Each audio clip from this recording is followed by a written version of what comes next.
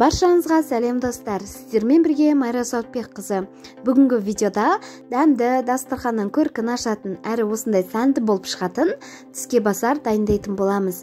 Міндетті түрде видеоның соңына дейін қарап, лайк басып, комментария жазуды ұмытпаңыздар. Өте жасалу жолы оңай, сөзсіз керемет болып шығатын, міндетті түрде қараңыздар. Ең алдымен піскен сәбізімізді күштен өткізіп аламыз майда жағынан.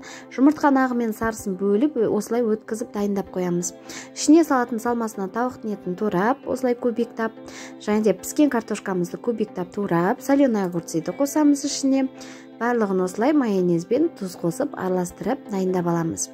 Бізге осындай тарталет қажет болады. Неге барлығын осылай тізбектет қойып шығамыз да, ішіне салмасын саламыз. Барлығына салып шығамыз. Кез келгенін таңдай аласыздар сіздер. Мен осылай домалақ түрін алдым.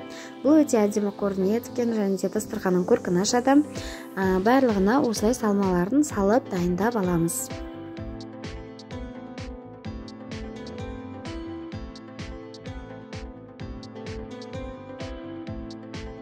Ең бетін әсемдеуге мен осындай оливки қолдандым.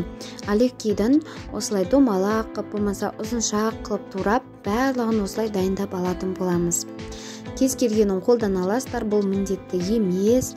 Жай ғана солай біздің сәбізімізді бетіне салып, осылай піскен сәбізімізді дәл осылай қалдыруға да болады. Бірақ мен өзім осылай сәндеген ұнайды, сондықтан дәл осы видеодағыдай сәндеп шықсаңыздар өте әдемі көрінеді. Оливки қойдым, және де жұмыртқан ағы мен сарысын үккіштен осылай бөліп өткізіп алып, осылай сәндеп қойып шықтым.